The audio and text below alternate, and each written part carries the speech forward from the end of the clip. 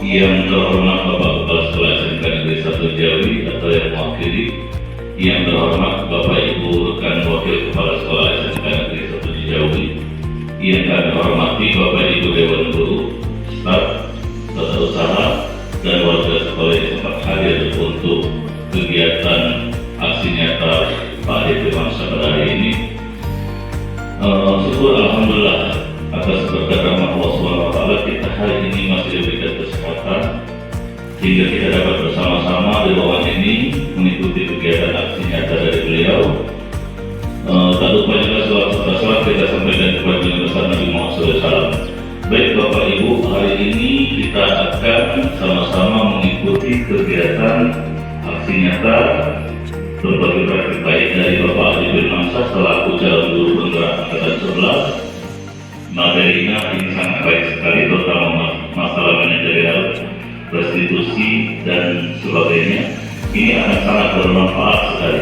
Sekali lagi saya arahkan kepada Bapak Ibu untuk mengikuti kegiatan ini dengan serius dan sesama kepada Pak Adibin Mangsa selaku calon guru penggerak angkatan 11. Waktu dan tempat seluruhnya kami persilakan. Silakan Pak Adibin. Baiklah, Assalamualaikum warahmatullahi wabarakatuh. Saya langsung berdiri saja ya.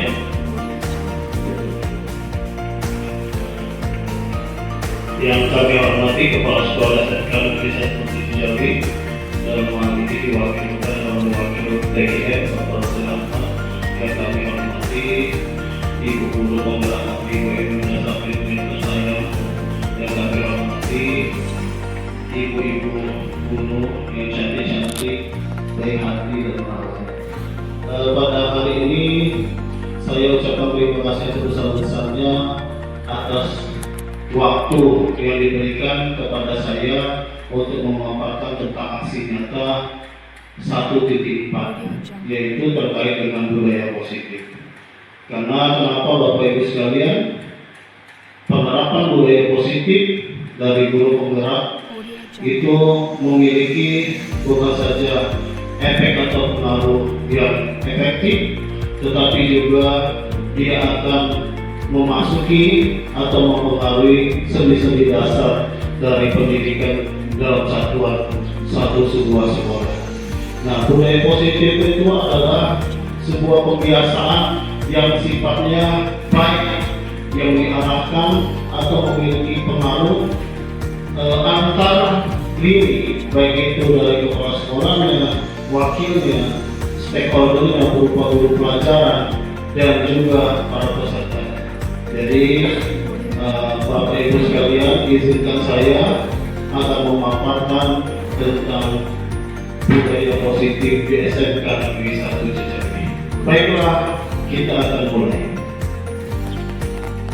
Lalu dari model berpikir undang-undang kolaborasi dan konsensus serta pengembangan komunitas berbasis investasi itu akan memunculkan satu realitas kebutuhan kita berbeda.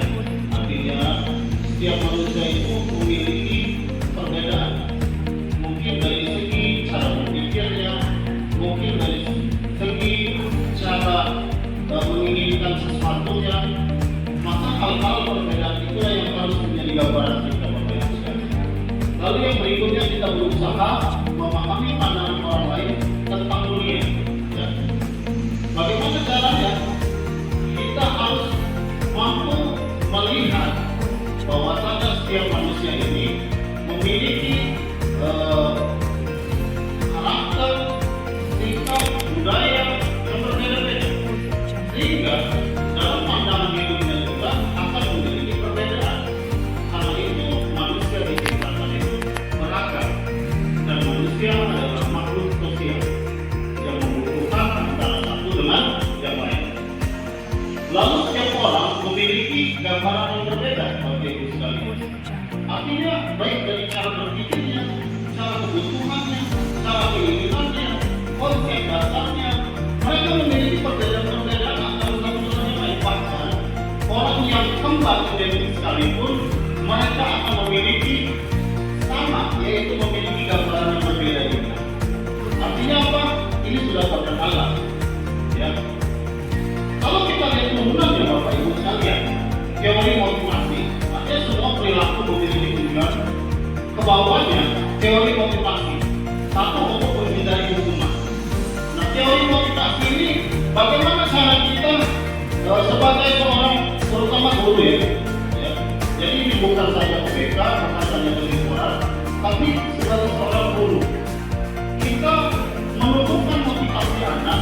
memberikan dorongan moral kepada anak untuk menghindari hukuman. Kalau selama ini mungkin kita bertindak dengan cara hukuman. Nah, sekarang dengan menggunakan teori motivasi ini, kita menghindari hukuman untuk mendapat imbalan. Ingat, pada kurikulum ke-13 kita terkenal dengan namanya punishment dengan reward. Artinya anak itu yang salah akan dihukum, yang benar akan mendapatkan hadiah atau penghargaan. Nah, tetapi dengan teori motivasi ini akan kita rubah mindset gambaran ini, ya, bahwasanya tidak semua itu harus dengan imbalan. Imbalan itu tidak mesti dalam bentuk barang berharga, tapi juga dalam bentuk penghargaan dengan kata-kata. Ya, hari ini saya lihat Andre rajin sekali, disiplin sekali, pakaiannya rapi, sudah gabung negara, itu penghargaan terhadap orang. Dan itu akan menjadi motivasi dia untuk mendapatkan penghargaan itu keesoknya. Ya, dan ini masih positif Bapak Ibu. Lalu berikutnya untuk menghargai diri sendiri. Nah, teori motivasi ini, ya, dengan cara kita seperti ini, kita akan bisa mendapatkan penghargaan.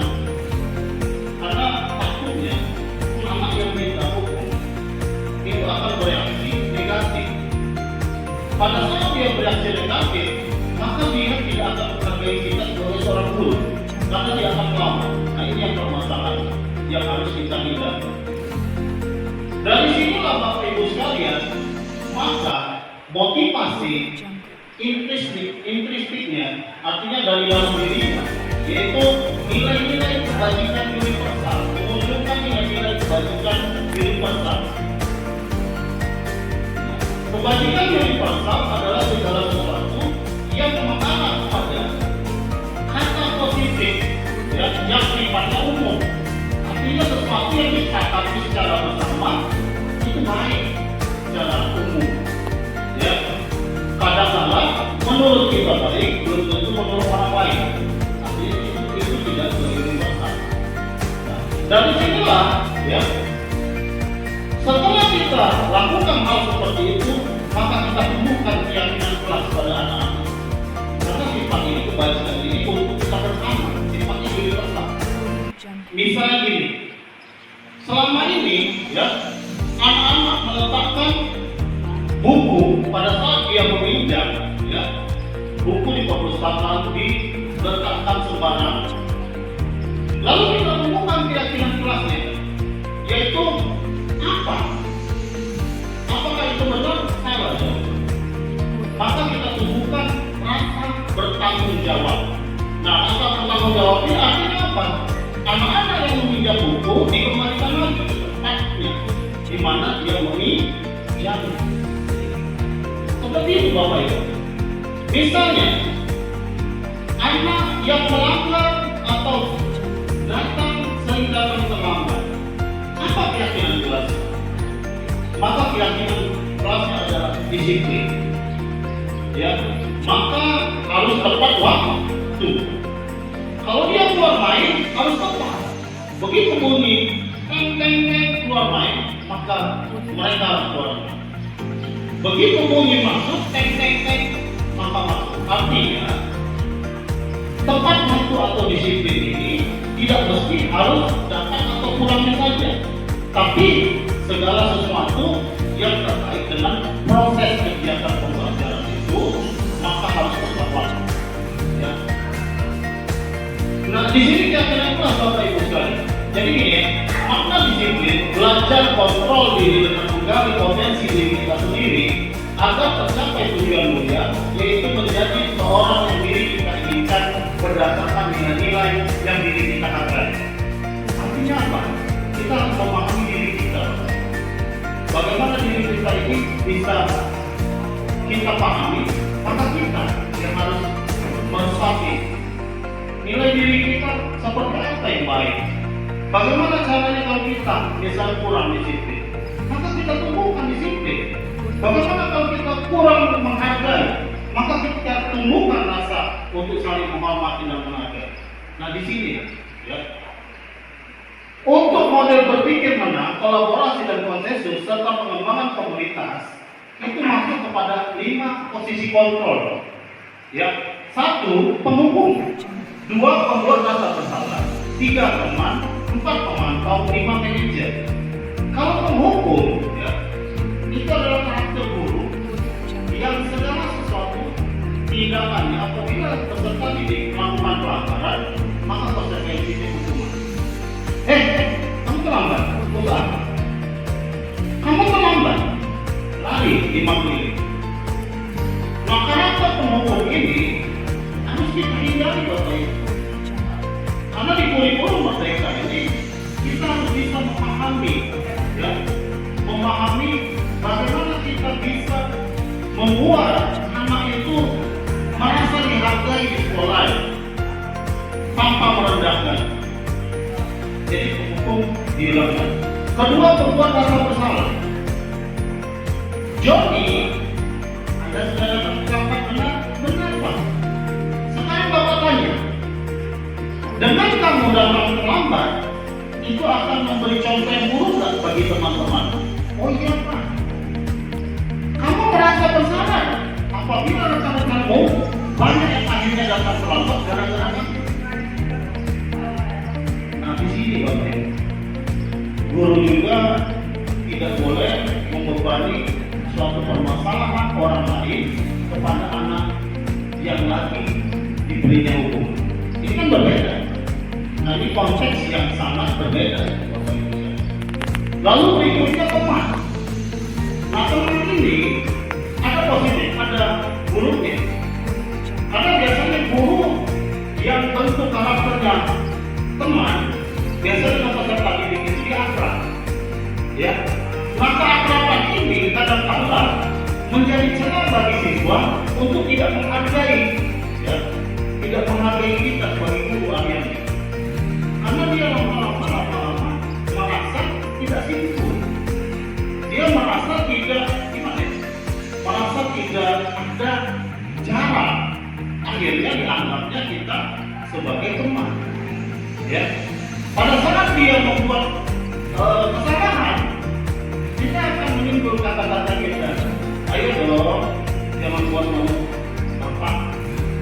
Tolong ya, kalau bisa hargai bapak. Nah, bahasa yang seperti ini juga karakter yang kurang baik. Ya. Jadi guru sebagai teman itu juga kurang baik. Mana yang akan kita tuju nanti ke poin 5? Ya.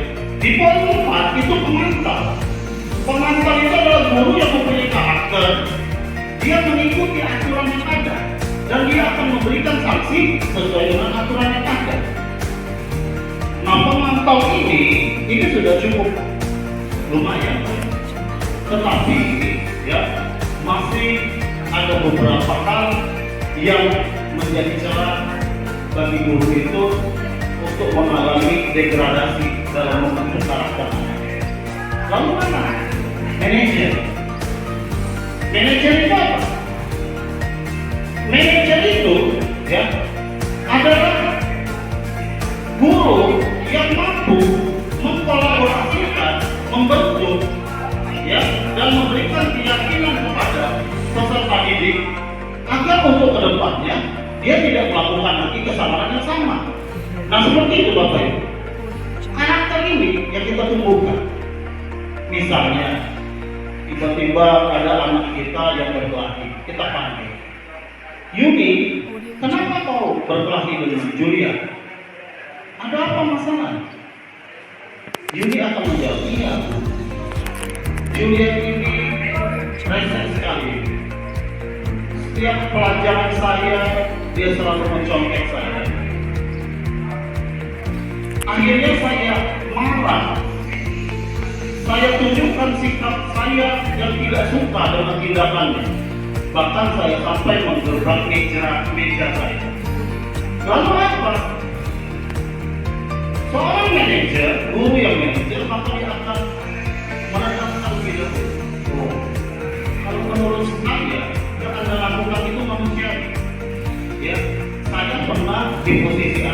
dan pernah melakukan hal yang sama. Tapi pertanyaannya, apakah dengan yang Anda lakukan ini, ya, menurut Anda sudah benar atau salah? Kembalikan lagi kepada dia untuk berpikir.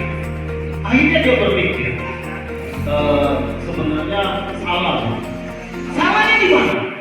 Salahnya saya memarahinya sampai menggebrak meja, apalagi takutnya apabila sampai terjadi perkara. Nah, kalau seperti itu sesuai nggak dengan keyakinan keras yang Anda sepakati? Tidak. Keyakinan keras mana yang Anda salahi, yaitu tidak saling menghargai. Seharusnya apa yang Anda lakukan sebagai seorang siswa nanti apabila menghadapi hal seperti itu, seharusnya saya melapor kepada wali kelas, guru tiket atau dekan untuk mengatasi permasalahan. Nah, disinilah Bapak Ibu peran kita sebagai manajer di kelas. Bagaimana anak itu begitu datang ke kita, ya, dia posisinya dihargai terlebih dahulu, didengarin terlebih dahulu. Kita ambil permasalahannya, kita gali, kita buka, kita kuliti, dan kita tunjukkan. Coba Anda sadari, renungkan pada diri Anda, apakah sikap Anda benar atau salah? Nah, ternyata dengan cara yang seperti itu, karena itu seorang guru yang baik itu ya menjadi manajer, ya. Dan menjadi manajer itu bukan saya saja, bukan Pak Imelda saja, bukan Pak Rajuni saja, tapi kita semua. Karena sikap yang seperti ini nanti akan menumbuhkan budaya positif, ya, akan menumbuhkan disiplin positif. Disiplin positif itu bagaimana seseorang menyadari aturan yang ada itu dilaksanakannya tanpa dia merasa tertekan, ya. Artinya dia melakukannya dengan sukarela, dia senang. Jangan sampai kita melakukan sebuah aturan di mana aturan itu membuat orang-orang di lingkungan kita tertekan, dan itu akan menunjukkan hal yang negatif, dalam perilaku anak. Oke, berikutnya realitas kebutuhan kita berbeda. Kita berusaha memahami pandangan orang lain tentang dunia. Setiap orang memiliki gambaran berbeda. Di sini ada 5 kebutuhan dasar manusia, Bapak. 5 kebutuhan dasar manusia. 1, bertahan hidup. Itu karakter kita. Survival. Bertahan hidup ini adalah memang kebutuhan dasar kita. Untuk bertahan hidup, apa yang kita lakukan? Salah satunya adalah makan. Untuk makan, apa yang kita lakukan? Nah, di sini otak kita akan bergerak secara naluri kita. Ya, mencari makan, berusaha. Lalu kedua, penguasaan atau kekuasaan. Ini karakter yang tidak semua orang bisa miliki secara kodrat. Tetapi secara alami kebanyakan manusia ada pada hal yang seperti ini, dominan seperti ini, ya, penguasaan dan kekuasaan. Lalu yang ketiga, kasih sayang, rasa diterima. Nah, di poin ini kita harus mampu memiliki pemahaman pada lingkungan kita secara baik dan benar. Ya. Apabila ada peserta didik kita yang bermasalah, hal yang kita lakukan terlebih dahulu adalah kita berusaha menjadi orang yang bisa mendengar dengan baik. Kita beri kasih sayang kita dengan cara yang baik.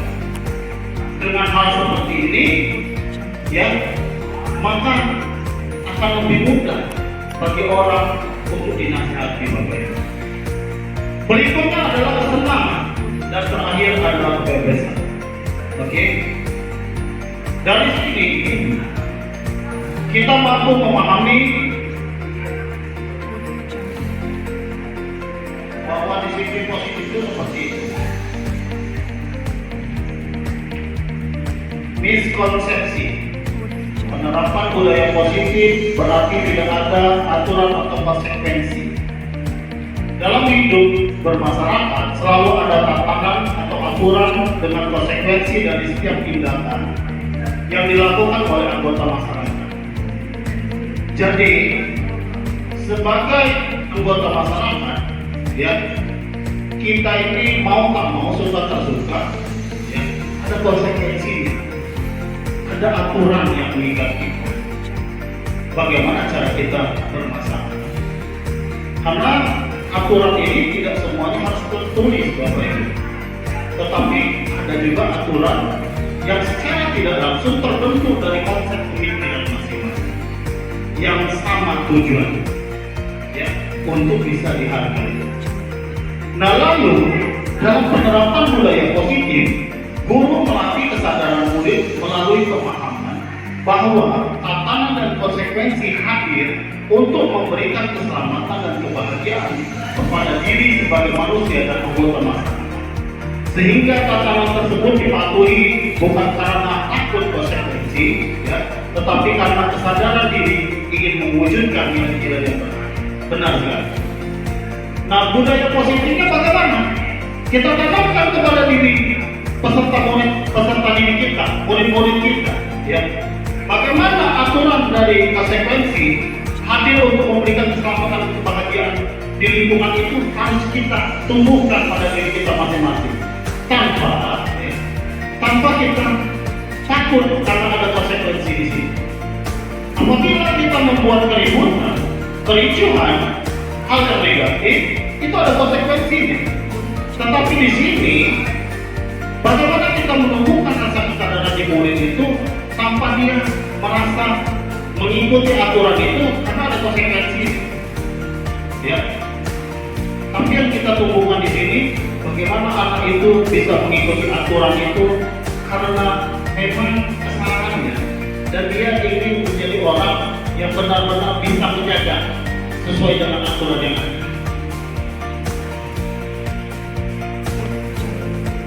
Berikutnya, dengan membuat keyakinan kelas dan ditempelkan di depan kelas, maka sudah cukup.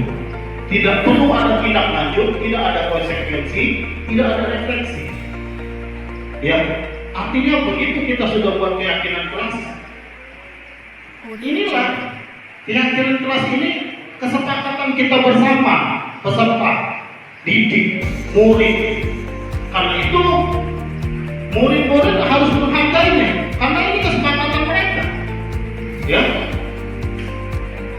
kesadaran hadir dari dalam diri internal, sementara hukuman, penghargaan, memberi hadiah dalam bentuk barang atau status, konsekuensi maupun apresiasi semuanya hadir dari luar diri yang diberikan ke orang lain. Artinya kesadaran ini tidak perlu lagi, karena mereka melakukan itu karena keinginan mereka, karena sudah menjadi sebuah kesepakatan yang ada dalam nilai-nilai keyakinan kelasnya. Datang tepat waktu, saling menghargai, menjaga kebersihan, disiplin, ya, tidak membuat gaduh, menjaga ketentraman. Itu adalah siklus aturan yang mereka buat sendiri dan mereka akui untuk ikuti. Ya. Nah, di sini untuk menghadirkan kesadaran ini dibutuhkan konsistensi dari seluruh komunitas sekolah dan sistem pendukung untuk melakukan tindak lanjut, memastikan konsekuensi di jalan dengan bertanggung jawab dan diskusi refleksi setiap saat. Artinya di sini kita juga lakukan secara kontinu, konsisten, ya, dan kita lakukan diskusi secara terus-menerus, Bapak Ibu. Ya. Dan terakhir, langkah-langkah dalam menghadirkan kesadaran ini merupakan salah satu contoh melatih murid dan guru dalam berpikir lambat menggunakan bagian otak lunak. Ya. Sampai di sini, Bapak Ibu sekalian, sebelum kita lanjutkan, kita screening dulu sebentar. Biar Bapak Ibu saya perhatikan agak lemas, lesu, semuanya silakan berdiri dulu, ya. Ikuti saya. Silakan berdiri dulu.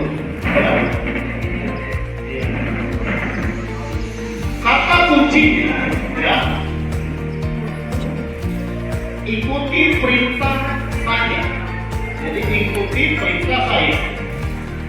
Jangan ikuti gerakan saya.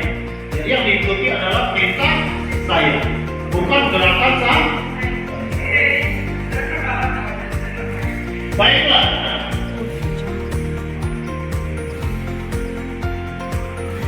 Pegang kepala.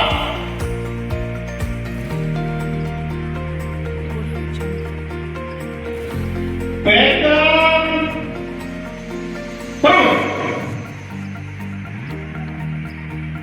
Pegang telinga. Nah, ini sudah semua.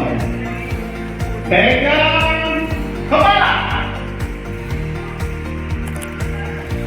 Pegang perut. Masya Allah. Kita silakan dulu ya. Oke. Baru kali ini Bapak Ibu saya melakukan yang sedikit. Semuanya konsentrasi masih tinggi. Ini menunjukkan kalau Bapak Ibu sangat berminat sekali ya. Berminat. Sambil makan saja tidak Bapak Ibu. Sambil minum tidak apa-apa. Kita sambil ya. Berikutnya adalah semua masalah yang berkaitan dengan budaya positif diselesaikan dengan restitusi. Ya.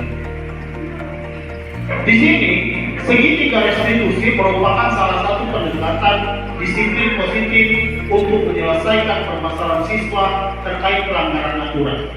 Artinya restitusi di segitiga restitusi ini merupakan solusi, ya, untuk bagaimana cara kita menyelesaikan permasalahan pelanggaran pada peserta didik. Pendekatan ini menekankan pada dialog. Artinya kegiatan segitiga restitusi ini lebih menekankan pada berbicara. Kita ajak dialog. Pendekatannya dengan berbicara, bukan dengan fisik, ya. Bukan dengan arogansi, bukan dengan emosi, tapi dialog, bahasa yang bersahabat. Lalu tanggung jawab, artinya kita sebagai guru menunjukkan tanggung jawab kita sebagai guru, dedikasi kita sebagai guru. Guru itu untuk digugur dan ditiru. Ya. Lalu ada pemulihan, ada alih-alih hukum. Nah, apa alih-alih hukuman? Artinya hukuman yang kita lakukan itu, ya, tanpa disadari mereka sudah mereka lakukan. Dengan apa? Kesadaran diri mereka. Di situ intinya Bapak Ibu. Nah, di sini sebelum melakukan pendekatan restitusi, pendidik seharusnya sudah menegakkan keyakinan kelas dan konsekuensi. Namun jika keyakinan kelas dan konsekuensi pun sudah tidak efektif, maka restitusi adalah pilihan terbaik. Nah, artinya apa Bapak Ibu? Hal yang kita lakukan adalah keyakinan kelas dulu. Kita kembalikan. Ada yang membuang sampah sembarangan. Ayo anak-anak, kita kemarin sudah sepakat loh. Itu ada catatannya, poin-poinnya yang Anda tulis sendiri, yaitu di depan ini tentang keyakinan kelas. Jadi apa yang harus dilakukan? Jaga kebersihan, maka mereka akan ambil sampah. Kalau hal itu tidak berhasil, maka konsekuensi. Tetapi konsekuensi ini tidak efektif Bapak Ibu. Maka hal yang dilakukan adalah segitiga restitusi. Baru ini. Nah, di sini penting untuk diingat bahwa segitiga restitusi tidak selalu tepat untuk semua kasus. Artinya segitiga restitusi ini juga harus melihat kasusnya. Seberapa berat, seberapa besar dampaknya terhadap sebuah permasalahan peserta didik. Nah, di sini segitiga restitusi mungkin tidak dapat menyelesaikan masalah secara tuntas, khususnya untuk pelanggaran berat seperti kekerasan fisik atau vandalisme. Nah, kalau sikapnya sudah terjadi perkelahian, bahkan menggunakan senjata, maka hal yang dilakukan adalah tidak lagi dengan kita anak, apa yang kamu lakukan tadi benar, tidak lagi Bapak. situ ada korban. Ya, maka tindakannya adalah apa? Di sinilah konsekuensi itu dimunculkan. Ya, karena permasalahan sudah terlalu berat. Atau vandalisme ini bisa berusaha menghilangkan ya sesuatu yang ada di dalam lingkungan sekolah kita. Misalnya di depan itu kan ada tulisan SMK dan tulisan SMK-nya dicoret, dihapus menjadi tulisan TK. Nah ini tindakan ini sudah bisa kriminal, Bapak. Apalagi mungkin pada saat dia melakukan itu di luar jam sekolah dan dia mengajak orang-orang yang sudah mungkin dewasa. Nah ini efek. Oke. Baiklah Bapak Ibu sekalian. Berikutnya, semua masalah yang berkaitan dengan budaya positif diselesaikan dengan restitusi. Ya. Keterbatasan politik, kurangnya motivasi dan pengaruh keluarga ini akan berdampak dengan keterbatasan politik atau intelektual, termasuk berkebutuhan khusus atau gangguan mental, mungkin juga kesulitan memahami proses segitiga restitusi pada peserta ini. Ya. Dan ini sangat luar biasa sekali Bapak Ibu sekalian, ya dampaknya. Oke. Jika murid, Bu Yuli, kalau sudah, saya lagi. Jika murid tidak mau berubah dan tidak termotivasi untuk menyelesaikan masalah, serta ada konflik atau masalah di rumah, dapat mempengaruhi perilaku murid di sekolah, sehingga segitiga restitusi mungkin tidak menyelesaikan akar permasalahan. Untuk kasus ini maka utamakan membina hubungan yang dapat membangun rasa percaya diri murid kepada guru terlebih dahulu. Nah disinilah Bapak Ibu kita panggil terlebih dahulu, kita gali dulu permasalahannya. Kenapa?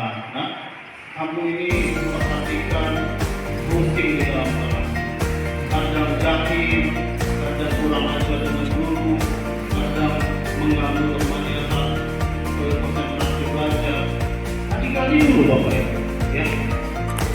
Sehingga anak di situ setelah dia merasa, oh ibu ini tepat loh, saya nyaman dengan ibu. Ibu ini orang yang asik, pasti dia mau membantu saya. Baru dia bercerita bahwasanya apa yang dilakukan ya oleh dia itu semuanya karena ada efeknya. Ya. Artinya apa? Kita bina. Aku dapat bacakan. Berikutnya, pilihan tindakan yang dilakukan murid dalam proses restitusi ditentukan oleh guru, bukan muncul dari kesadaran murid. Artinya, segitiga restitusi ini kita guru yang menentukan, ya, apa yang harus kita lakukan. Oke. Miskonsepsi bahwa guru menentukan pilihan tindakan dapat menghambat efektif restitusi dan berpotensi menimbulkan dampak negatif. Ya. Jadi miskonsepsi ini adalah kesalahpahaman dalam cara pandang kita. Apabila konsepnya sudah salah, maka tidak akan memberikan efektivitas yang tepat untuk melakukan restitusi. Ya. Oleh karena itu, ini akan berdampak negatif. Pertama, restitusi bertujuan untuk menumbuhkan tanggung jawab dan kesadaran murid atas perilaku. Artinya kita itu mencoba mendorong murid itu untuk mengenali dirinya sendiri, ya, mengenali dirinya sendiri. Apa yang dilakukan itu salah, Bapak Ibu. Ya, bukan kita yang memberitahukan, anak kamu ini nanti salah, kamu ini datang kenapa salah, itu salah. Tapi coba kita dengar terlebih dahulu kesalahannya itu apa. Kita gali terlebih dahulu. Ternyata dia datang menanggar karena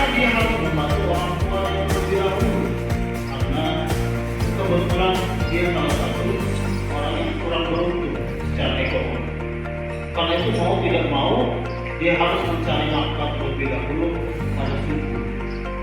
Dan jam 7 baru selesai.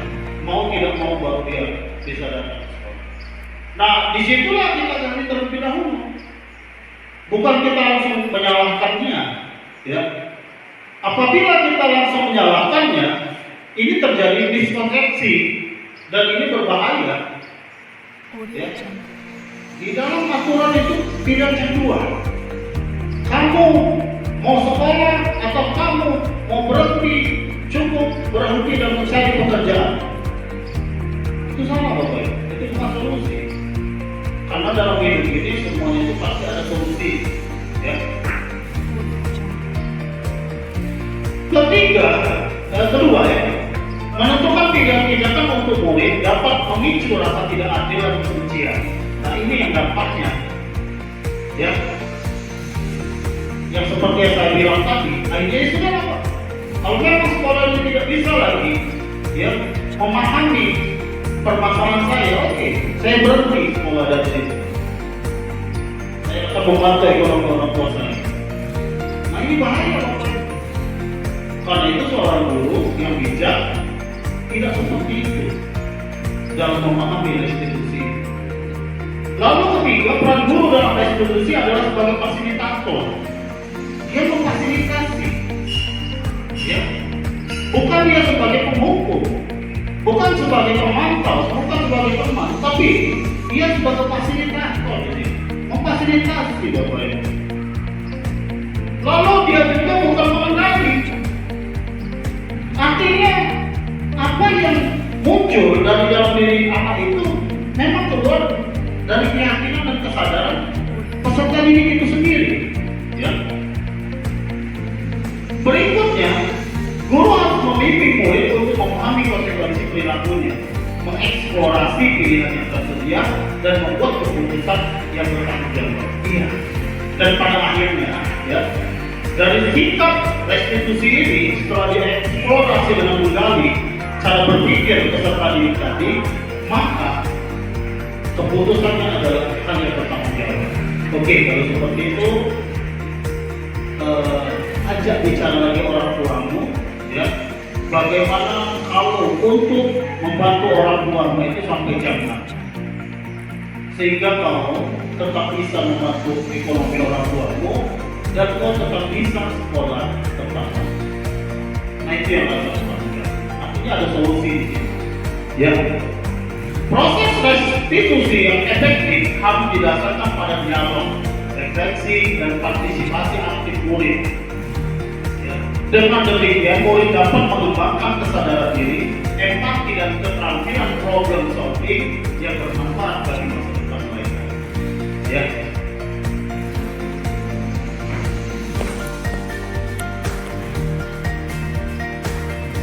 Terakhir dari permasalahan restitusi adalah jika murid sudah mendapatkan restitusi, maka ia tidak perlu lagi mendapatkan konsekuensi dari aturan yang ada. Karena sudah kita kasih restitusi, artinya jangan lagi dihukum Bapak Ibu. Ya, terutama yang nekat. Nanti anak sudah direstitusi, dia sudah percaya dirinya sudah baik. Lalu setelah itu dihukum lagi. Kami skor 2 tahun. Pasti ada ya, tidak sekolah lagi. Ya. Oke. Perlu dipahami bahwa restitusi dan konsekuensi memiliki tujuan yang berbeda. Iya Bapak Ibu. Restitusi itu memulihkan diri seseorang anak atau peserta murid dengan cara menimbulkan pada diri anak itu sendiri, dengan anak itu menggalinya dan merasakan apa yang ia lakukan itu memang salah dan perlu diperbaiki. Tetapi kalau konsekuensi itu adalah sesuatu yang mau tidak mau menjadi sesuatu yang sesuai dengan aturan. Konsekuensi Bu Maria mencoret buku perpustakaan. Konsekuensinya apa? Mengganti buku perpustakaan atau membersihkan yang dicoret Bu Maria, kan seperti itu. Ya. Sehingga setelah restitusi dilakukan, maka konsekuensi tetap harus dijalani oleh murid sebagai bentuk pertanggungjawaban dari perilaku yang sudah dilakukan. Baiklah, Bapak Ibu sekalian. Sampai di sini ada yang mau bertanya terlebih dahulu, atau saya langsung lanjut? Bagaimana? Bu Devi, bertanya? Iya, silakan Bu Devi.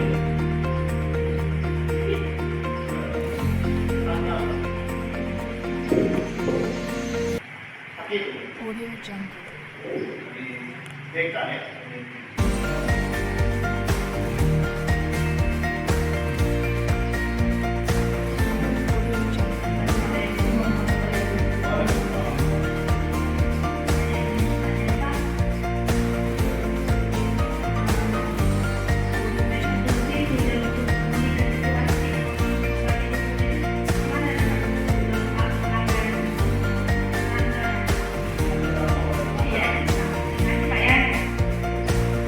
Ya. Jadi restitusi seperti apa yang bisa memulihkan atau membangun kembali hubungan yang terdampak dari pelanggaran?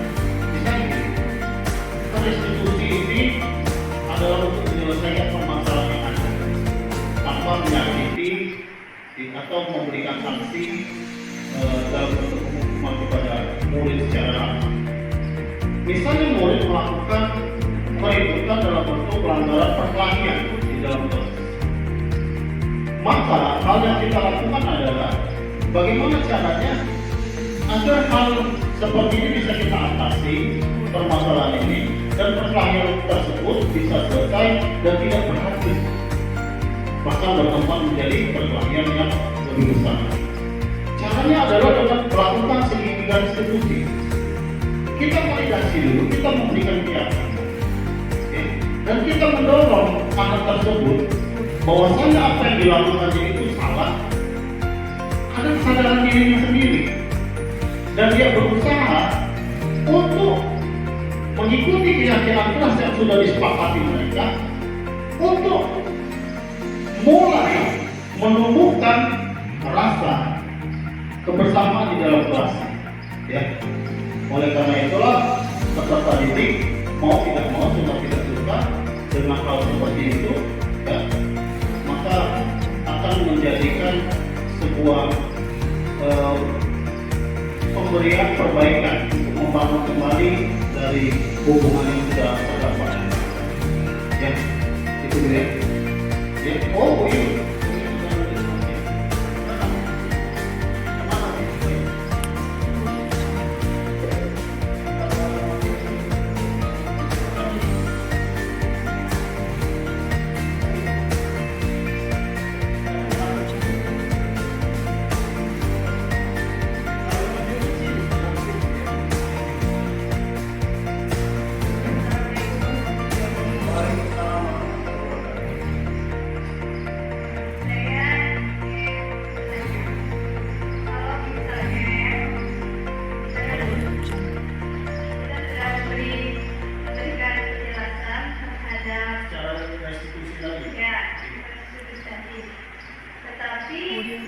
Apa yang kita berikan ke siswa itu tidak diterapkannya. Iya, apa yang kita beritahu dia cuma membiarkan tapi tidak dijalankan.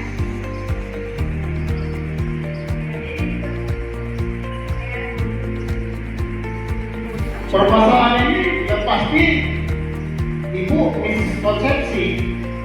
Ibu melakukan sebuah kesalahan konsep dalam melakukan restitusi itu, sehingga ibu tidak bisa menggali dan mendorong anak tersebut untuk menyadari bahwasanya di alam sadarnya dirinya itu salah,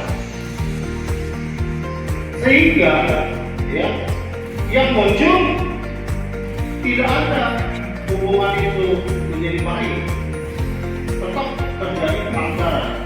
Ya. Karena itu Bapak Ibu, di sini selain kita harus menjadi manajer untuk meyakini peserta didik itu, kita juga harus menerapkan segitiga restitusi ini dengan baik dan tepat, sehingga mereka merasakan bagaimana kita menyentuh hati mereka untuk melakukan perubahan ini, Bapak Ibu. Oke, ya. Jadi kalau kita mengalami kegagalan itu, maka kita pahami terlebih dahulu lagi. Apa sih kok dia masih melakukan pelanggaran? Ya, artinya kita segitiga institusi kita kurang tepat. Maka kita gali lagi, kita dorong lagi, kita usahakan lagi agar pada akhirnya anak tersebut mampu merubah dirinya sendiri. Ya, oke, terima kasih. Pertanyaannya bagus sekali. Nah, ini disiplin positif dan nilai-nilai kebajikan. Apa makna disiplin?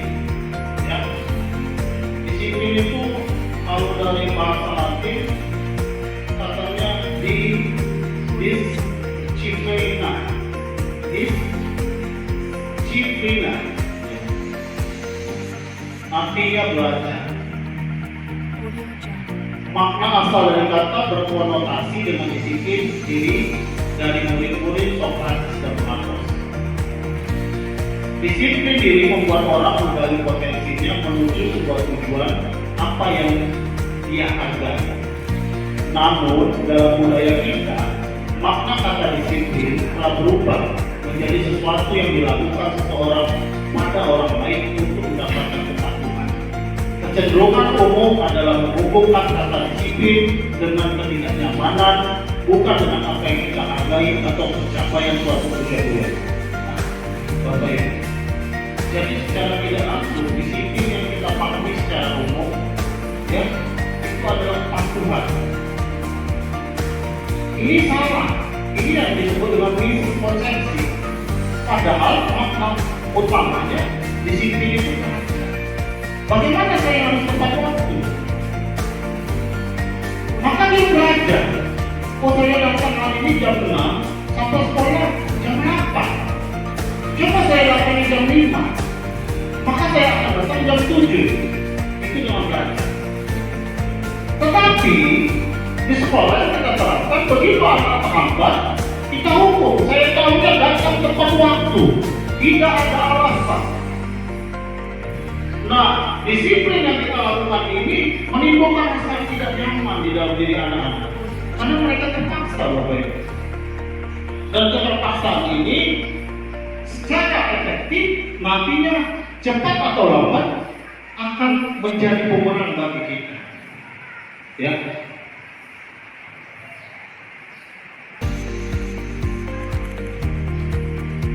Nah, di sini nilai-nilai kebajikan universal. Nilai kebajikan adalah sifat-sifat positif manusia merupakan tujuan mulia yang ingin dicapai dan dimiliki. Artinya kalau yang namanya nilai-nilai kebajikan positif itu efeknya itu universal, baik secara umum, bukan baik secara individu. Artinya disepakati secara umum, oh itu memang nilai baik. Ya. Orang yang membuang sampah di tempatnya itu disepakati salah satu nilai-nilai kebajikan universal. Ya. Nilai-nilai tersebut bersifat universal dan lintas bahasa, suku bangsa, agama maupun latar belakang. Artinya sifatnya tentang tolong menolong, misalnya bersedekah, ikut epi bersedekah. Dalam Islam baik, dalam Kristen baik tahu. Baik, dalam Hindu baik karena diajarkan juga bersedekah. Ya.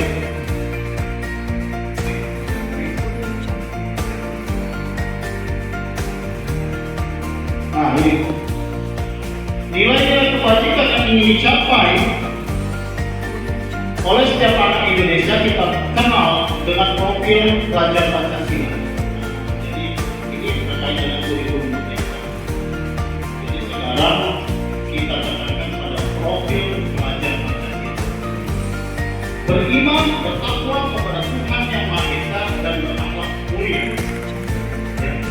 Di sisi kita ini ada poin membentuk karakter yang berakhlak, beriman pada anak didik. Lalu mandiri, bernalar kritis,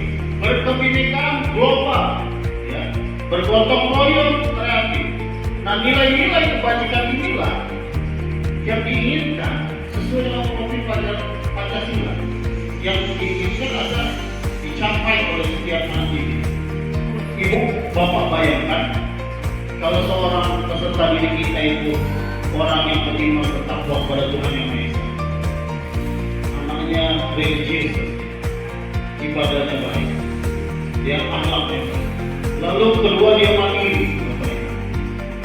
dan orangnya akan membentuk karakter yang tidak manja. Ya.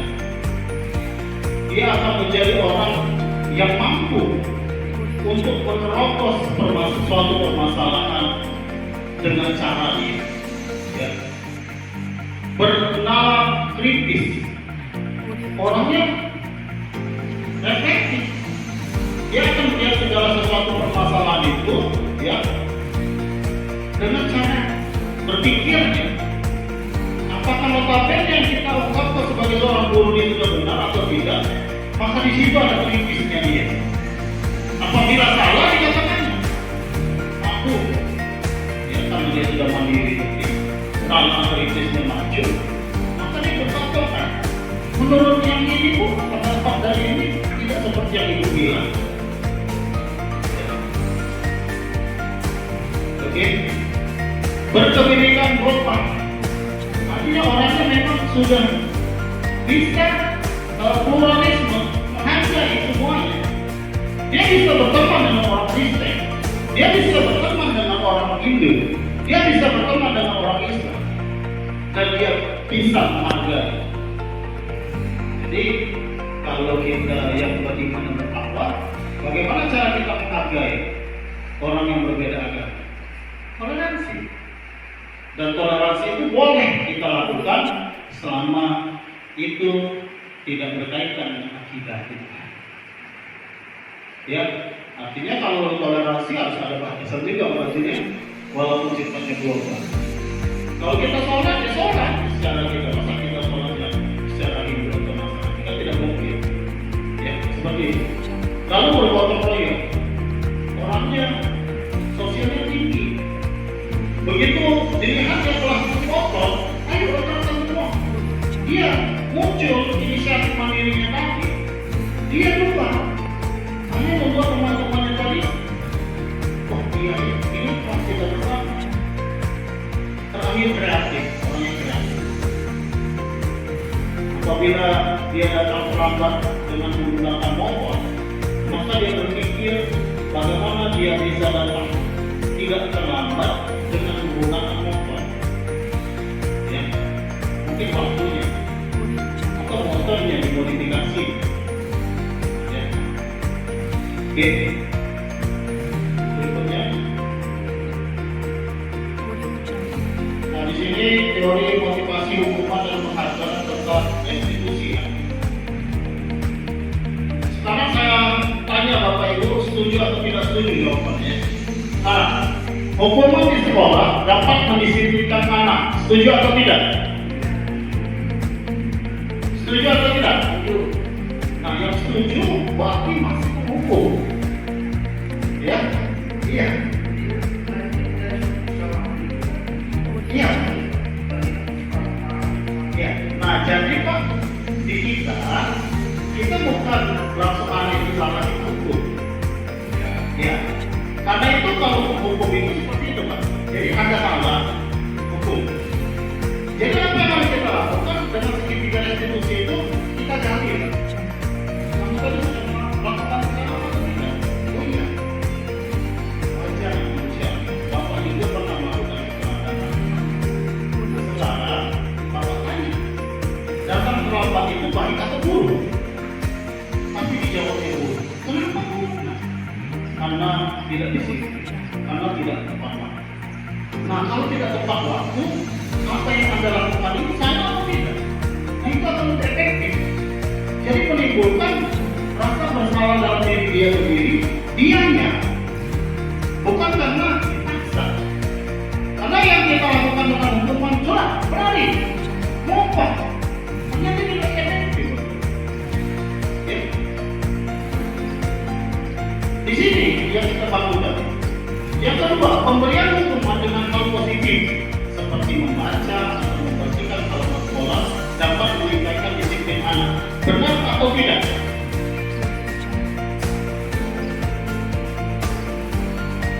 Nomor 2.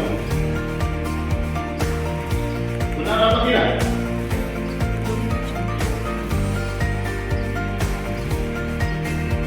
Ya, setuju atau tidak setuju? Nah, itu. Ada yang mau kita bantuan teman? Apa ini?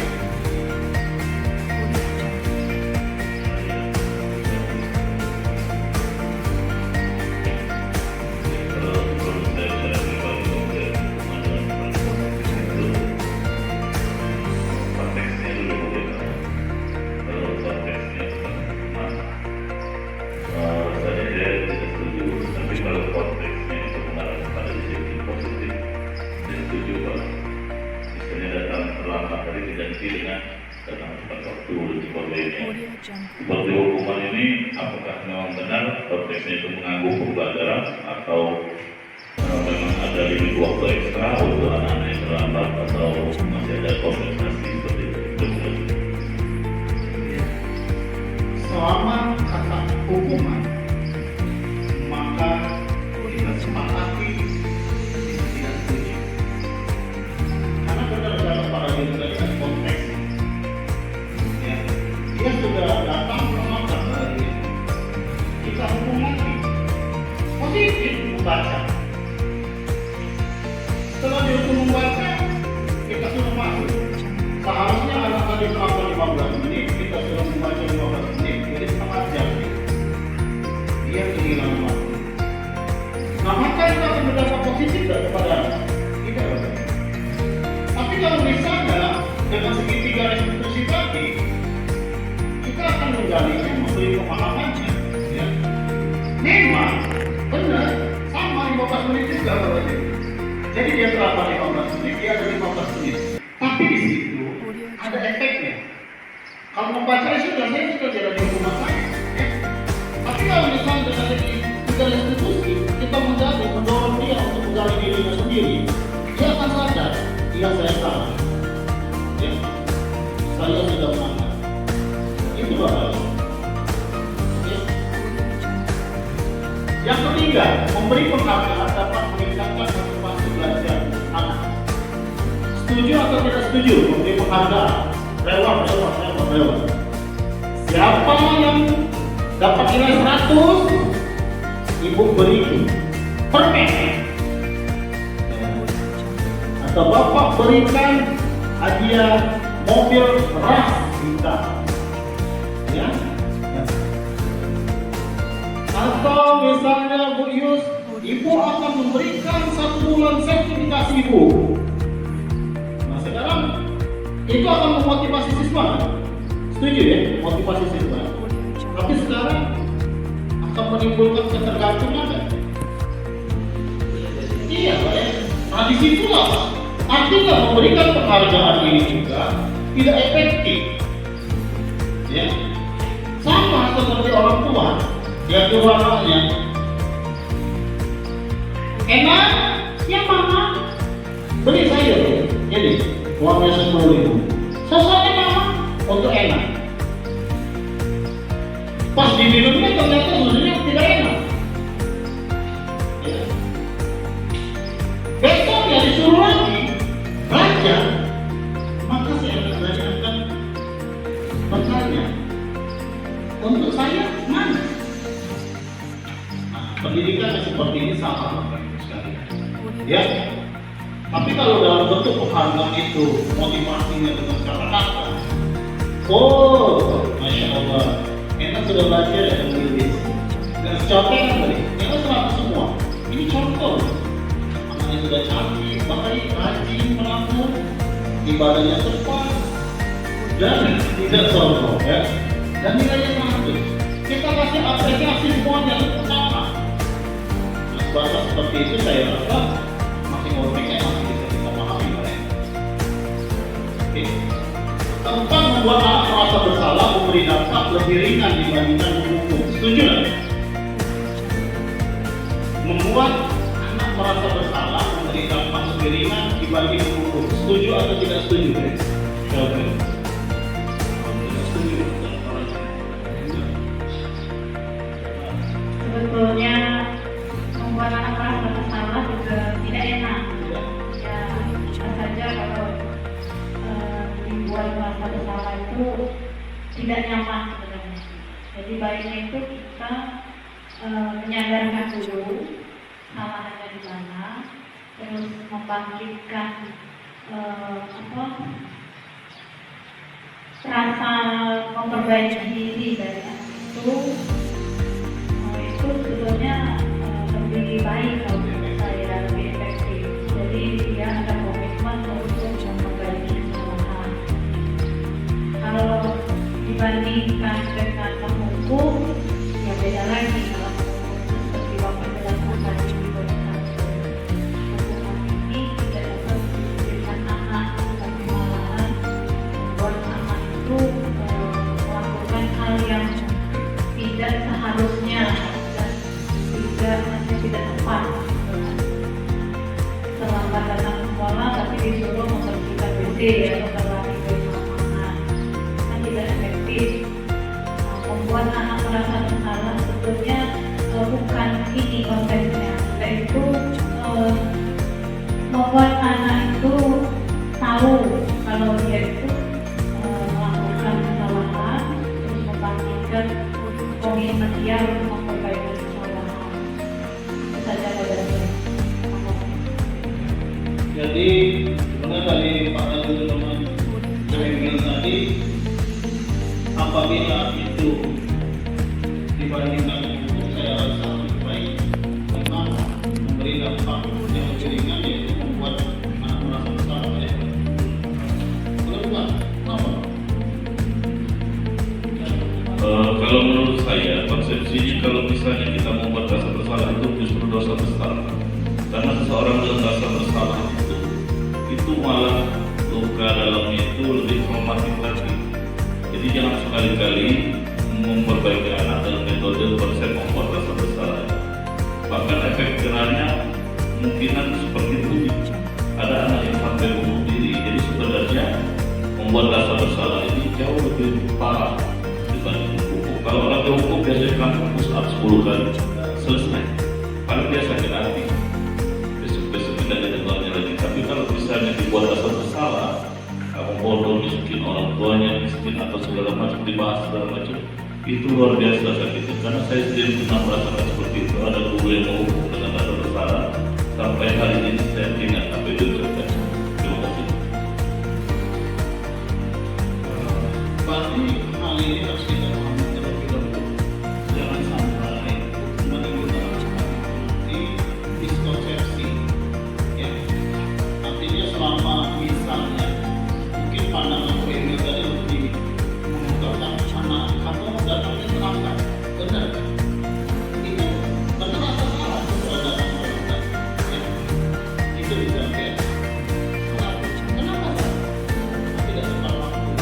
Tidak tepat waktu. Artinya kamu merasa bersalah. Kamu merasa bersalah berdasarkan kamu akhirnya terganggu pelajaran di negara. Oh iya, mungkin saya rasa kalau bagus itu monitornya masih bisa ya.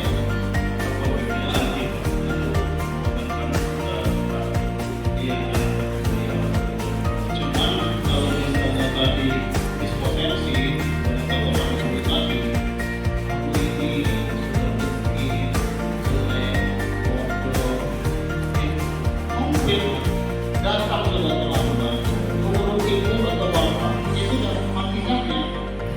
Alhamdulillah besoknya keluar orang mati ya. Nah ini bahaya sekali.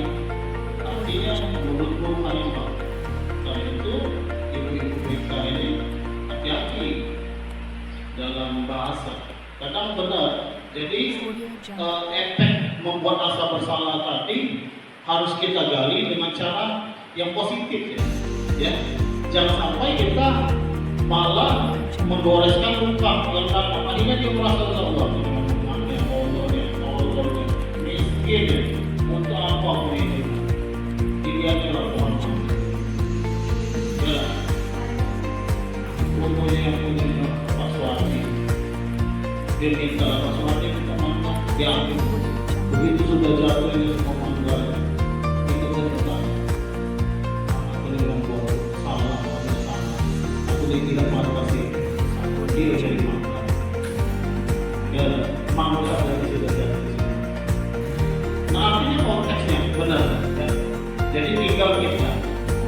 kalau misalnya sifat dari tidak miskonsepsi, saya rasa merasa bersalah itu dibandingkan menghukum masih lebih efektif, ya. Tetapi kalau kita sampai miskonsepsi, maka kita juga tidak setuju, ya pada tidak. Artinya di situ Bapak Ibu, ya. Tapi karena kita belajar ini, insya Allah tadi sudah mempelajari miskonsepsi, maka kita tidak akan miskonsepsi dalam memberikan pembelajaran. Kalau mau praktis ambil, maka guru itu menjadi apa? Pengukur, pembuat rasa bersalah, teman, pemantau atau manajer.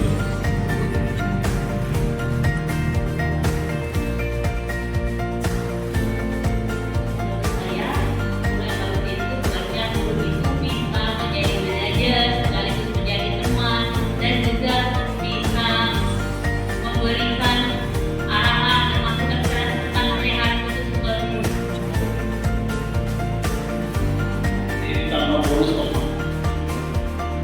Tetapi lebih kritik terhadap kepada manajer.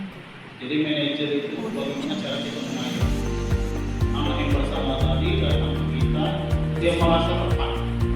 Enak kok kalau kita ambil, aku bantu masalah itu ambil, selesai masalah. Ini jangan kita semua asmati, bukan asmati, aku mampu. Kalau ini malah kena tampar, kena siksa, disalahkannya. Karena ternyata Pak Suami ini adalah perempuan yang bersalah. Oh, Bu Maria ini tidak lemah, Bu Maria ini hanya pemantau. Jadi dia mengikuti aturan itu sesuai dengan aturan yang ada saja. Dia bicaranya ya resmi-resmi saja.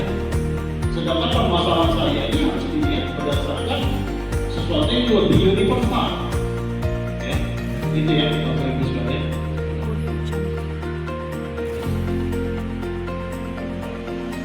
Oh iya, silakan.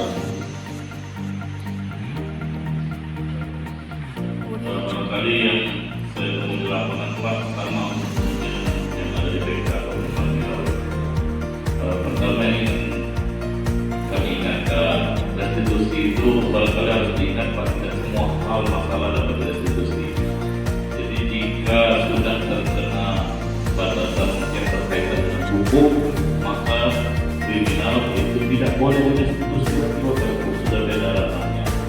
Maka ranahnya bukan ranah Bapak Ibu lagi. Jangan coba-coba cabut, misalnya anak mencuri, Bapak Ibu coba ikut restitusi. Bapak Ibu di situ justru mengacaukan tata acaranya di situ. Jadi jangan coba-coba mengatasi masalah yang berkaitan dengan hukum. Itu yang nomor 3. Kemudian yang saya sangat keren dan ini sama seperti yang dipikirkan Pak Mira juga. Muaranya nanti kemana Pak? Kalau kita sudah restitusi, tapi ternyata gagal, justru malah kalau ketemu anak yang katakanlah istilah di sini tengkak lah ya, itu kan justru jadi bumerang. Dia bangga, misalnya anak itu dinasihati dan umpan, katakan kata Bu Devi dan Bu Yus tadi ya, iya-iyakannya, justru dia cerita ke kawan-kawan, kenapa paling dinasihat tepat masuk ke bangga ini. Ini kan malah menjadi bumerang untuk kita. Nah, untuk hal yang seperti ini, muara penyelesaian itu panasnya atau kembali ke poin disiplin sekolah atau gimana? Saya sampai saat ini masih bertanya-tanya Pak. Karena sudah saya coba restitusi lagi, ternyata anaknya malah melecehkan seperti itu. Jadi kalau tetap seperti ini, apakah kita harus bikin buku tentang atau gimana? Saya rasa harus ada solusi. Terima kasih Dok. Sangat baik sekali. Jadi pertama, kasus pertama ini dia memang benar. Jadi sini kita restitusi itu yaitu menyelesaikan sebuah permasalahan yang ada pada kita. Artinya kalau kita hanya benar, maka itu tidak bisa direstitusi. Anak tersebut mencuri, kita bilang sama aja. Kita manusiawi. Bapak dulu juga pernah mencuri. Di mana Pak? Mencuri apa? Akhirnya pada saat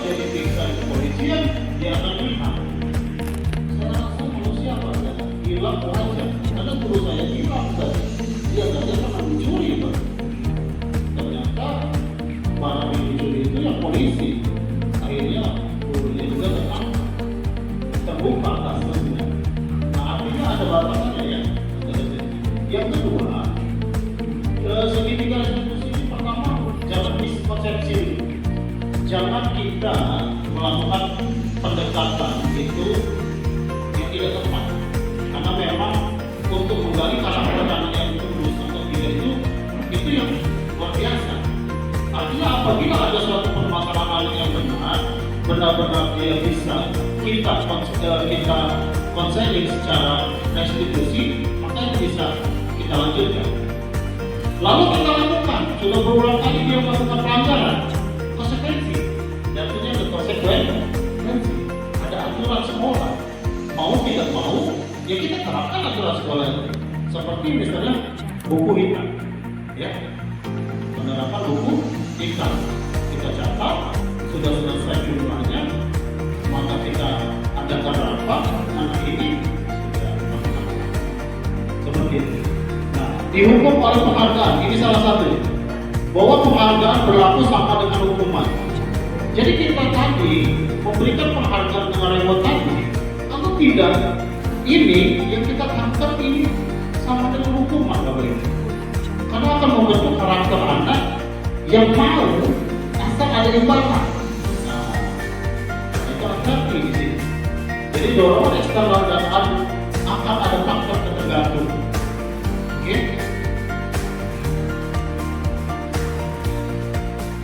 Ini saya langsung saja. Nah, di sini restitusi. Apa itu restitusi? Restitusi satu, ganti kerugian, pembayaran atau kembali secara ekonomi. Kedua, penyerahan bagian pembayaran yang masih bersisa. Tiga, dokumen penyesuaian spontan kepala bayi dengan badannya sesudah pada keluar dari rahim ibu. Ini restitusi. Ya. Itu restitusi menurut sudut pandang dari ilmu lain, ya. Jadi dari ilmu kedokteran, itu jangan salah paham dulu. Dari ilmu ekonomi, saya saja awalnya tadi bingung juga. Setelah saya pahami dengan restitusi, oh ini. Lalu apa itu restitusi? Nah, ini baru benar. Proses menciptakan kondisi bagi murid untuk memperbaiki kesalahan mereka sehingga mereka dapat kembali ke kelompok mereka dengan karakter yang lebih kuat. Mulai hari ini, detik ini, aku akan jadi orang yang baik, menghargai lingkunganku, disiplin, dan tidak menyakiti, dan hormat kepada guru. Seperti itu. Ya.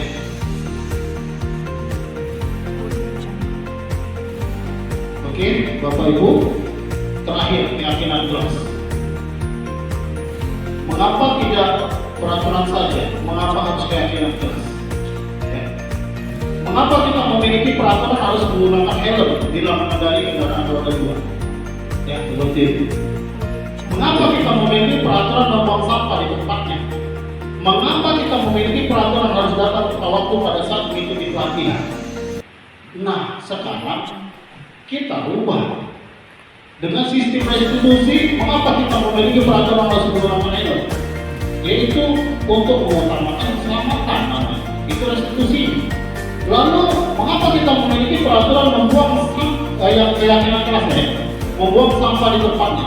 Kita ubah. Keyakinan kelasnya adalah menjaga kebersihan. Ya. Lalu, mengapa kita memiliki peraturan harus datang tepat waktu? Sistem tepat waktu. Oke, ini kegunaan restitusi Bapak Ibu sekalian. Keyakinan kelas.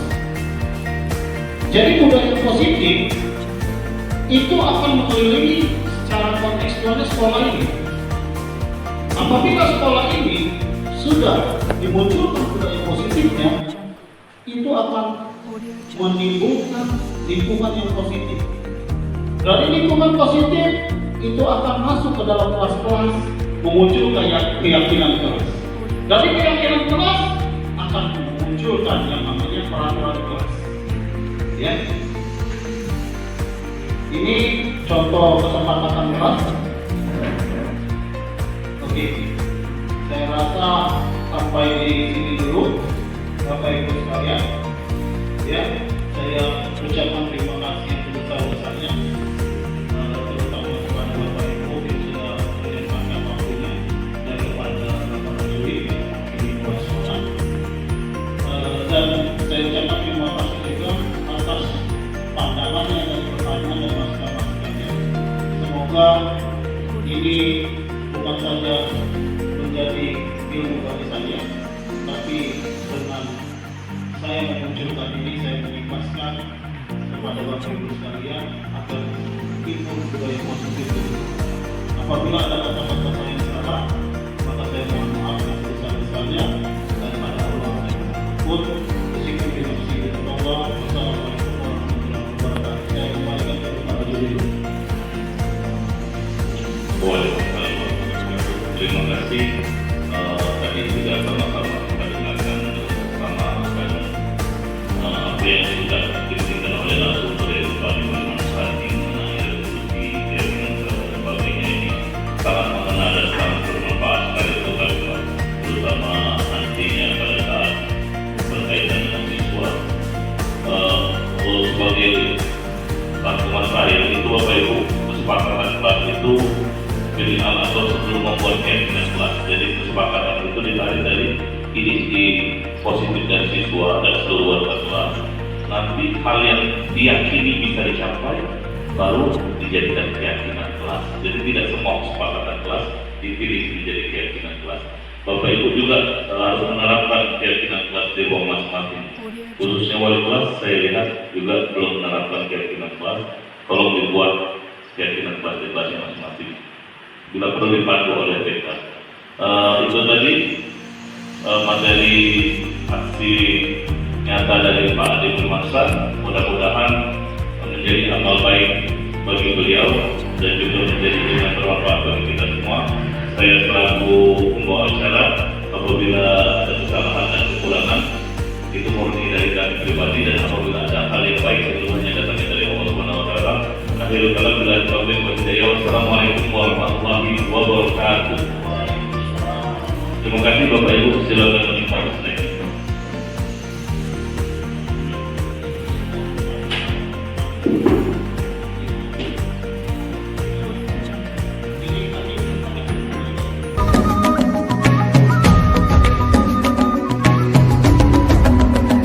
Bangun dan bukalah matamu, saatnya meraih mimpimu. Assalamualaikum warahmatullahi wabarakatuh.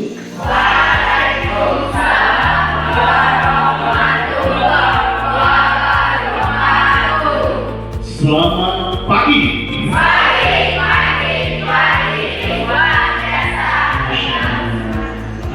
Anak ini sudah ganteng, cantik, ya cerdas, semangat belajar. Oke anak-anak sekalian ya, pada hari ini sebelum kita masuk pada proses belajar mengajar, nah Bapak ingin kita membuat suatu keyakinan kelas, ya, karena keyakinan kelas itu merupakan kesepakatan bersama, ya, dari guru dan siswanya terkait dengan perilaku, ya. Oke, karena itulah di sini nanti Bapak ingin kalian satu persatu menuliskan, ya, di Skynet ini, ya, pendapat Anda tentang keyakinan kelas, dan keyakinan kelas ini yang akan menjadi dasar dari aturan di dalam kelas kita nanti. Oke, ya. Kalau ada yang tahu nggak, menurut Anda apa saja keyakinan kelas itu? Ada yang bisa menyebutkan? Saya Pak. Oke, sebutkan namanya. Karena nama saya Elsa, jadi kita harus menghormati semua orang yang berada di dalam kelas. Berarti namanya itu saling hormat, menghormati. Nanti ditulis ini, saling hormat, menghormati. Lalu ada yang lain yang punya ide? Oke, silakan satu dulu. Kenapa nama saya Elsa? Ini tentang kita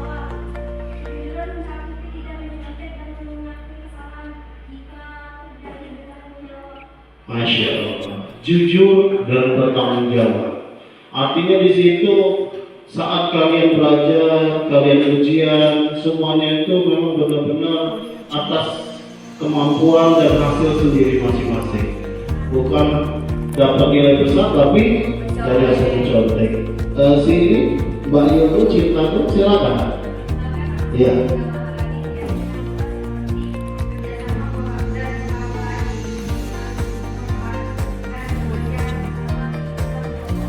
Benar, kerjasama dan kolaborasi.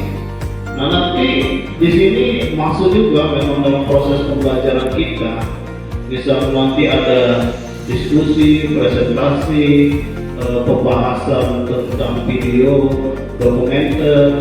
Nah itu butuh yang namanya kerjasama dan kolaborasi. Nah di sini di kerjasama dan kolaborasi ini harus saling menghargai satu sama lain. Artinya kita itu menumbuhkan rasa kebersamaan, saling melengkapi. Ya mungkin si Idam ini jagonya dalam hal memaknai video, Yuda ini jagonya dalam hal menyeting bahasa. Ya, anak barunya atau anak baru? Atau macam? Nah, Udin ini ahli nanti dalam menyusun katanya. Elsa nanti jago dalam mengembangkan kata-katanya. Nah, kolaborasi ini artinya kerjasama. Oke, kalau begitu saya persilakan. Sudah mengerti semuanya ya? Oke. Nanti saya akan bagi ini, silakan kalian tulis dan kalian tempel di lembar ini untuk menjadi keyakinan kelas kita. Dan ini menjadi kesepakatan kita, maka semuanya harus mematuhi dan mentaatinya. Karena tidak ada paksaan.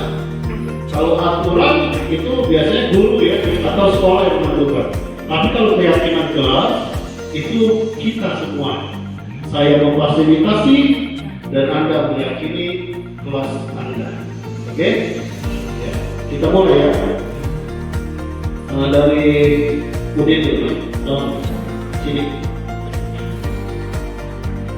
Lalu dari Intan. Sini. Dari sudut sana Elsa. Dari sudut sana siapa namanya? Siva ya.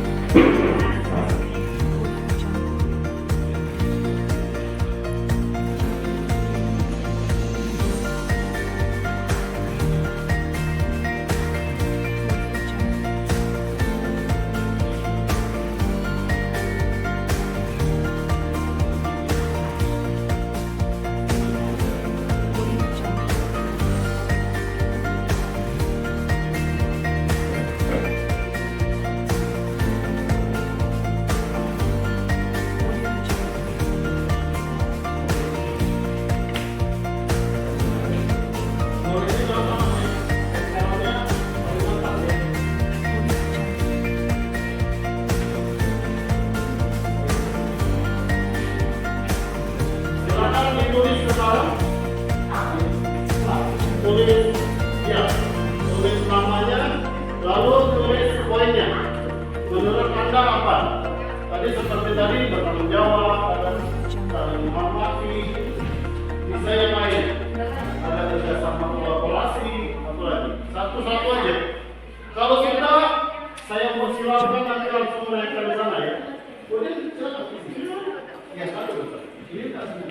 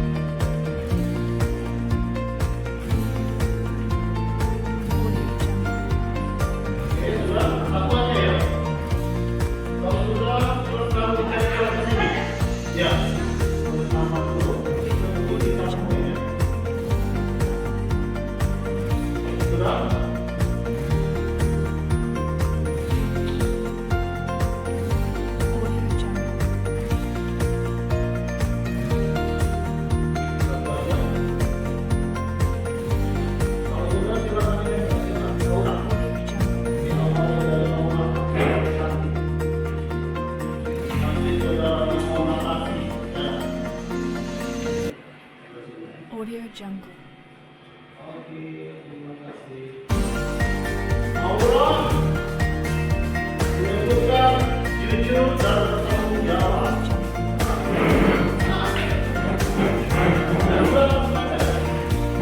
Yang paling yang itu begini.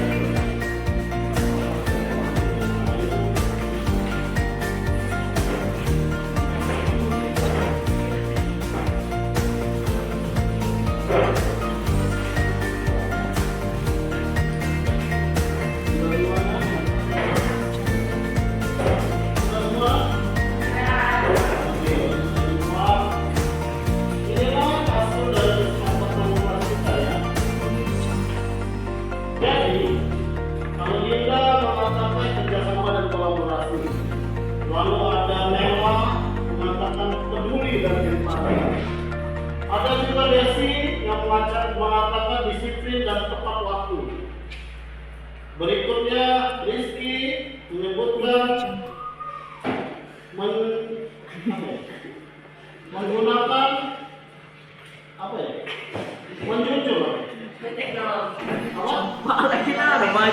mendukung teknologi di ruang dalam sidang.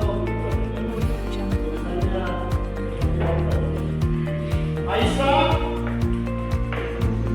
tepat waktu dan disiplin. Jangan lupa jaga badan. Ini ada pesan-pesan moral. Ada dia menghormati sesama teman.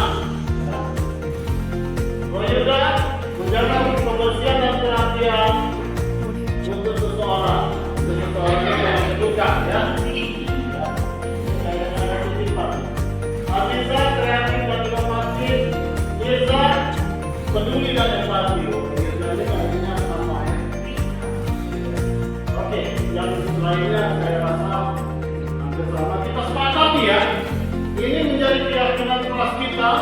Dan mulai kita terapkan hari ini sampai kita selesai kelas 10. Oke? Jadi Anda jangan terbebani lagi. Datanglah tepat waktu, karena tepat waktu itu sudah kita jadikan keyakinan. Ya dah, jagalah badanmu. Karena jagalah badanmu itu bukan keyakinan kelas, tapi keyakinan Aisyah. Jadi tidak bisa kita masukkan dalam keyakinan kelas. Satu keyakinan kita, ya kan? Oke? Saya rasa itu saja keyakinan kelas hari ini. Saya ucapkan terima kasih sebesar-besarnya kepada anak-anak yang telah menjadi janji. Semoga Allah memberikan keberkahan.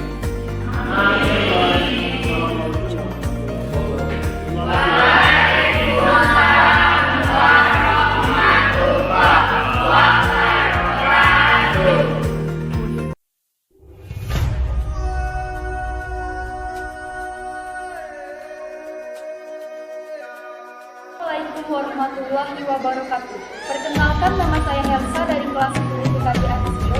Saya sangat senang dengan keyakinan kelas, karena keyakinan tersebut dapat membuat kelas saya menjadi lebih aman dan Warahmatullahi wabarakatuh. Perkenalkan, nama saya Ilham dari kelas 10 IPKJ Anisio. Saya merasa senang adanya kesepakatan keyakinan kelas, karena dengan kesepakatan kelas ini membuat kelas kami menjadi kekompakan dan disiplin. Terima kasih. Wassalamualaikum warahmatullahi wabarakatuh. Sadarlah masa berganti.